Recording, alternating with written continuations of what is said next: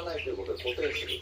また基礎年金の部分は半分は公費で負担する。それから年金受給期間と長期間、これを短くする。それと低年金者には加算をする。こういう制度対策全部見通しが立ったんです。で運用の面で今総理がおっしゃったように雇用を増やした年金の収入が増えた。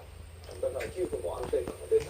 また積立金の運用、これも44兆円増えました。ですからその点でも余裕が出た。つまり今の時点では改善されている。でこれからずっと続くこの年金の安定感と老後をどう暮らすか、特に100年時代はどう暮らすかってまた次元が違う話なんですね。